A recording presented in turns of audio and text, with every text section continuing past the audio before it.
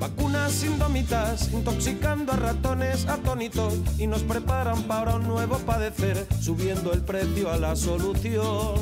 Y lógicos para bien de los que apuestan por un futuro peor, porque no les da reparo, les dedico mi canción. Hola. El Patrocinio Verde, médico de familia en Madrid. Queríamos hablar contigo hoy del taller que habéis hecho aquí sobre pacientes raros o médicos incómodos. Sí. Vamos a hablar de las enfermedades raras. Si quieres, dinos un poco qué es una enfermedad rara. Vale. En primer lugar te voy a explicar por qué le ponemos ese título al taller, ¿vale? Porque se tiende a creer que un paciente con una enfermedad rara pues es probablemente una persona extraña o lejana. Y eso quizás hace que los compañeros médicos de familia se sientan o podrían sentirse incómodos. Bien, el objetivo de nuestro taller es justo deshacer ese malentendido. Técnicamente se define una enfermedad rara, como bien sabemos, por la prevalencia inicialmente, ¿no? Son procesos generalmente complejos, hay un gran número de ellos, y que se caracterizan por una muy baja prevalencia. Sin embargo, aunque esa prevalencia es muy baja, van a tener una gran morbimortalidad, generalmente precoz. Tienen hasta en un 80% de los procesos una base genética, por lo tanto, hasta hace muy poquito tiempo han tenido casi nula investigación. No es así ahora, recientemente, como sabemos, gracias a los conocimientos sobre los avances en el conocimiento del genoma humano. Por la misma razón que no tenían grandes investigaciones, carecen de tratamientos eficaces y cuando los tienen, curiosamente, se llaman medicamentos huérfanos porque farmaindustria, probablemente con legitimidad, no se ve obligada a invertir en unos productos cuya expectativa de ganancia va a ser muy pequeña, dado que van a beneficiar a muy pequeño número de pacientes. Lo cual no significa que los poderes públicos no tengan que preocuparse por ellos. Nosotros creemos que estos pacientes, aun cuando suelen ser diagnosticados y seguidos en instancias hospitalarias, también son pacientes nuestros, porque la atención primaria también es la puerta de entrada. Tenemos un poco la noción, como para decir que estas enfermedades raras, que ya de sopetón o no las conocemos, casi siempre la derivamos al especialista, es como especialista hospitalario que entonces es como que las enfermedades raras, como que si no nos pertenecieran, como si fuesen de otro sitio más especializado. Claro, eso es verdad en parte. Es cierto que un gran número de ellas tienen un sustrato etiopatogénico muy complejo, de muy difícil encaje. Se estima casi en una media de 7 años el tiempo que se puede llegar a diagnosticar una de estas enfermedades. Sin embargo, no siempre es así, porque aun cuando tienen una base genética, no siempre es necesario tener cerca un laboratorio extraordinariamente sofisticado en genética para poderlas diagnosticar. La inmensa mayoría de ellas se pueden sospechar por la clínica. De hecho, hay algunas que incluso debutan con síntomas o signos completamente comunes, pues como epíxtasis o otro tipo de alteraciones. Es una visión ampliada, la del médico de familia, la que tiene que hacernos llevar a pensar que detrás de una cosa común puede haber otra cosa, si no se resuelve, ¿no? Y el diagnóstico de sospecha o pensar en ellas también es una obligación para el médico de familia, porque son pacientes generalmente con procesos crónicos que van a tener unas necesidades especiales generalmente no cubiertas. Y también atención primaria es la puerta de entrada para estos pacientes. Ese es el objetivo de nuestro taller. Pero para hacernos una noción, ahora mismo, por ejemplo, en España, porque hablamos de enfermedades raras, decimos algo que estadísticamente es muy difícil de que calcule la consulta, pero ¿qué población de personas en España puede haber, por ejemplo, con enfermedades raras? Evidentemente son estimaciones estadísticas en base a grandes números, ¿no? Pero se calcula que aproximadamente en Europa afectaría a unos 30 millones de personas y en España a 3 millones de personas. 3 millones, que ya es una cifra considerable. Consideradas todas en su conjunto, claro, obviamente, porque puede haber procesos incluso que afecten a 1, 2, incluso 3 personas. Nosotros nos gusta mencionar en este punto que comentas lo que llamamos la paradoja de la rareza. Es decir, aun cuando afecten a un número muy elevado de personas conjuntamente y a muy poquitos por procesos, aproximadamente se estima que a lo largo de la vida profesional de un médico de familia van a pasar por su consulta una media de entre 10 y 15 de estos pacientes.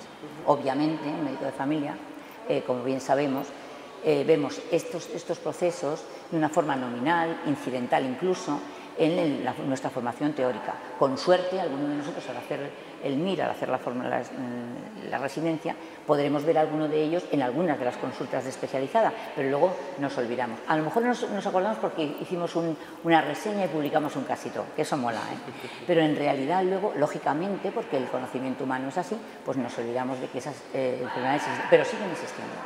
Y a lo largo de la vida posiblemente nos vamos a tropezar con una de ellas en nuestra consulta. Evidentemente no podemos sabernos los 7.000 procesos catalogados como enfermedades raras, pero que menos que sabernos esos 10 o 15 pacientes que van a pasar por nuestra consulta a lo largo de nuestra vida. ¿Y por qué, además de por pérdida de conocimiento, es cierto que si no tenemos una enfermedad demasiado prevalente en nuestro cuerpo, es difícil, como cualquier práctica, como fuera? Pero ¿cuáles son los procesos que dificultan quizá al médico de familia enfrentarse a este tipo de enfermedades? Claro. Porque hay muchos problemas que sí que lo sabemos. ¿Por qué esto no? En primer lugar, como bien has dicho, la prevalencia. Es decir, nosotros tenemos las consultas, lógicamente, llenas de pacientes diabéticos, pacientes hipertensos, lipidemias, es decir, todo lo que es la patología crónica más prevalente. Y esa es la que manejamos habitualmente. Claro, la gran dispersión geográfica que por su propia naturaleza tienen estas enfermedades hace que sea difícil que nos encontremos con estos pacientes. Pero eso sería la parte propiamente característica de las enfermedades en sí. Pero luego hay una parte que es la del profesional, es decir, todos sabemos lo que es la sobrecarga asistencial, el disponer de relativamente escasos elementos de formación o de formación continuada. Hay una serie de justificaciones que explican por qué sentimos estos pacientes lejanos. Precisamente por eso el grupo nuestro, yo formo parte de un grupo de trabajo de SENFIC, de la Sociedad Española de Medicina Familiar y Comunitaria, que desde hace ya 11 años venimos trabajando en intentar llevar al médico de atención primaria, a las consultas, lo que es nuestro día a día, herramientas que sirvan para romper esas barreras. Concretamente, una herramienta formativa que nosotros le damos mucho valor, que es el protocolo DICEATE, que lo que pretende es dotar al médico de familia de una visión rápida, precisa y potente para que cuando uno de estos pacientes nos llega a la consulta y dice, pero Dios mío, ¿y esto qué es? ¿Y qué hago yo con esto? Pues de entrada puede acceder a unas bases de datos de la plataforma Orphanet, que de momento le da una visión sintética. Es una ficha, pero es una ficha con criterio médico. No toda la información que está en Internet es válida, nuestro protocolo está en Internet, pero tiene otros valores. No solamente es la información científico-técnica que está avalada por comités científicos, sino que además le pone en comunicación con asociaciones de pacientes, grupos de ensayos clínicos, modelos de investigación.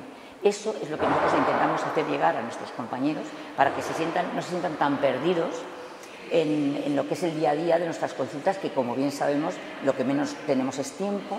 Lo que puede llegar incluso a incomodarnos, de ahí lo de médicos incómodos, es tener que decirle al paciente, mire, no sé lo que es esto. Un paciente no espera que nosotros no lo sepamos todo.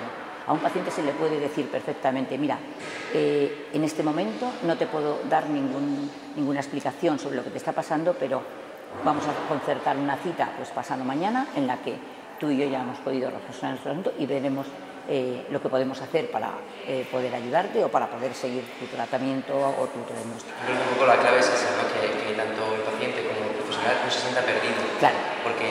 Sobre todo porque cuando sí que sabemos solucionar la mayor parte de esos problemas que una persona con una enfermedad rara más o menos grave pueda tener, porque no se trata tanto de solucionar la enfermedad, que quizá no pueda, pero la sintomatología es muy parecida a la que puede tener otra persona. Y en cambio, pues un poco como nos perdemos y no sabemos a dónde ir. Aquí, por ejemplo, también juega un papel muy importante el paciente, que es experto de su propia enfermedad. Exacto. Y quizá el médico incluso casi lo teme. Claro. Ya viene el que ha leído en Internet. Eso es. Nosotros creemos desde nuestro grupo de trabajo que no tenemos que tener miedo, bueno, por supuesto a ningún paciente y tampoco a ninguno de estos pacientes porque no son raros. Ellos saben muy bien que nosotros no les vamos a curar la enfermedad, lo saben.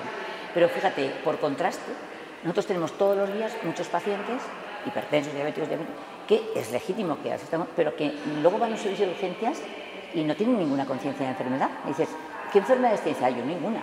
Y bueno, ¿y cuántas pastillas toma? Dice, pues la de la tensión, la de la diabetes y tal. Es decir, en cambio el enfermo con una enfermedad rara sí que sabe lo que tiene, es un paciente formado, ha buscado en Internet, ha preguntado y sin embargo no nos tenemos que sentir cuestionados. Sí, al contrario, tenemos que saber decirles, bueno, pues dime lo que sabes de tu enfermedad, qué te han explicado, esto es lo que... Y vamos a irnos ayudando mutuamente en las necesidades que tú puedas ir teniendo, porque además un paciente con una enfermedad rara no le pasa solo que padece lo que sea que tenga, ¿no? También pues tiene una familia.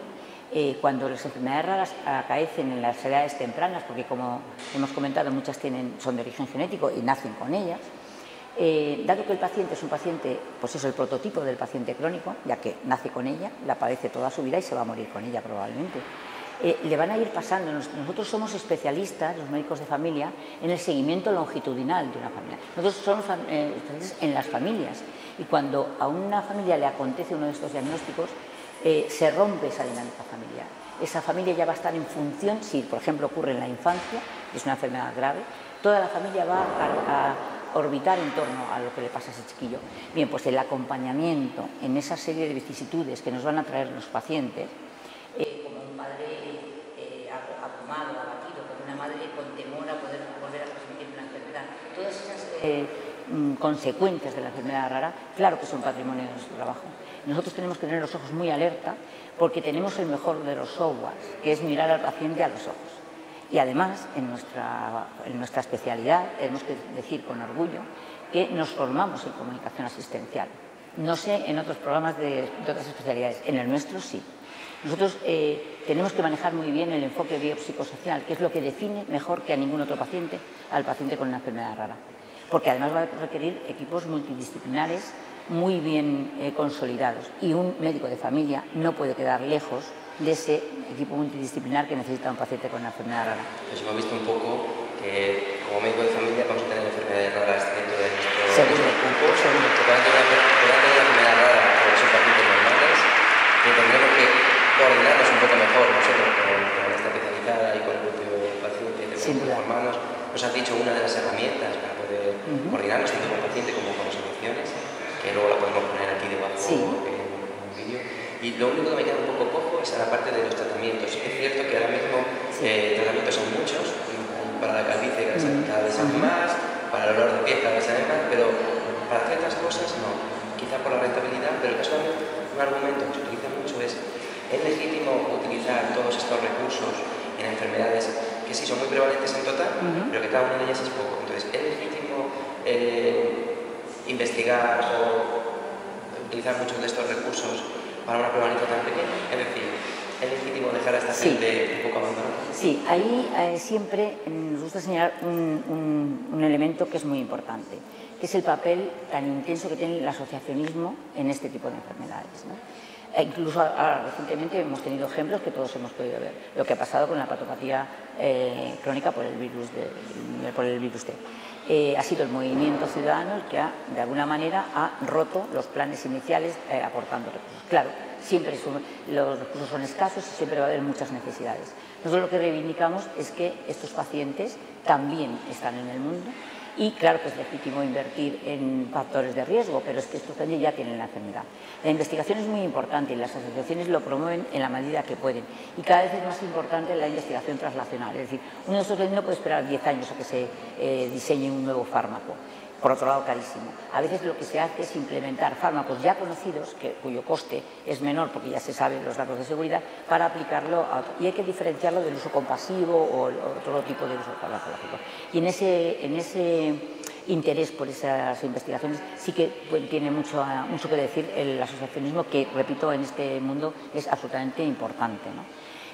Nosotros creemos que sí es legítimo reivindicarlo por lo que te he dicho al principio. Aun cuando sea un número pequeñito de pacientes, al que le toca al 100%. Y en un país como el nuestro, donde se dilapidan a veces recursos en campañas, en tal, creemos que sinceramente es importante reivindicarlo, porque también estamos en el mundo. Pues, Patrocinio, muchísimas gracias. Muchas gracias a ti. Muy claro. Sí. Y bueno, ya tenemos nuevos recursos para meternos en la consulta. Y animaros a que todos aquellos que les guste o les motive este tipo de cosas, pues acuda a nuestro taller cuando lo vea anunciado por ahí. ¿De acuerdo? Muchas gracias, Carlos.